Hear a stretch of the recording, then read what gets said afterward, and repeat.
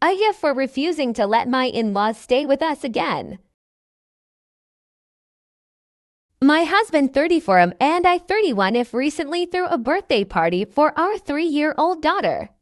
We also have 2 other little ones in the house too and one of my husband's dad decided that he wanted to stay with us for the party. He brought his wife, my Bill, and myself. We were hosting almost 100 people in our house. I ordered most of the items we needed for hosting, serving purposes, and had the food catered. All we needed to do on the day of was move around our home to accommodate the tables, chairs, hosting equipment, and set everything out. My Phil decided to spend most of the day in his room and away from the setup. His wife was constantly walking around and complaining about being asked to stay quiet since the baby was napping. As I was running around carrying large tables, moving furniture, decorating, watching children, etc., my husband's family was calling me mean names behind my back while also being no help at all, not even hanging out with the kids that they were supposedly there to see. After the party, my family stuck around to help clean up. My husband's family also stuck around, apparently just to judge.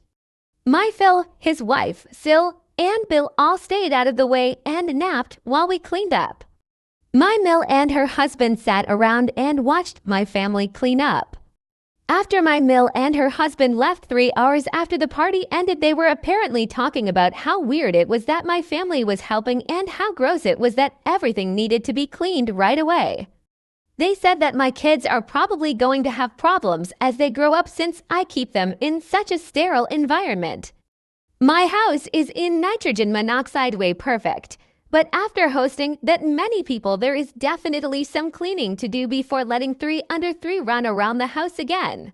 I told my husband that his family is no longer allowed to stay with us when they're in town for events and they need to leave when the event is done.